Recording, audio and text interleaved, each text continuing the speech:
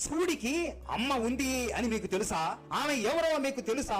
బెజ్జ మహాదేవమ్మకి శివుడు అంటే చాలా ఇష్టం. కానీ ఎప్పుడైతే శివుడికి తల్లి లేదు అని తెలియగానే ఆమె ఎంతో బాధపడుతూ కృంగిపోతూ, తల్లి ఉంటే నా శివుడిని భిక్షం ఎత్తుకొని ఇచ్చేదా, తల్లి ఉంటే ఒంటి మీద పులి చర్మాన్ని కప్పుకొని ఇచ్చేదా, తల్లి ఉంటే ఇంట్లో కాకుండా శ్మశానంలో పడుకొని ఇచ్చేదా, తల్లి ఉంటే ఒంటి మీద విభూది రాసుకొని ఇచ్చేదా, తల్లి ఉంటే భార్య చనిపోయినప్పుడు ఓదార్చకుండా ఉండేదా అని ఎంతో బాధపడుతూ ఏడుస్తూ ఆమె చేతులతో ఒక చిన్న బిడ్డ రూపంలో ఉన్న ఒక విగ్రహం తయారు చేస్తుంది. ఆ విగ్రహాన్ని చూస్తూ, శివయ్య, నువ్వు ఇక నుండి నా బిడ్డవు నాయనా, ఇప్పుడే నేను నిన్ను కన్నాను, ఇక నుండి నీకు తల్లి అయినా తండ్రి అయినా నేనే, ఇక నువ్వు తల్లి లేదు అని ఎప్పుడు బాధపడకు అని అంటుంది. ఆ విగ్రహానికి పిల్లవాళ్ళకి చేసే ప్రతి ఆలన పాలన చేస్తూ ఉండేది. ఇదంతా శివుడు గమనిస్తూ ఉంటాడు. ఆయనకి ఎంతో ఆనందం వేస్తుంది.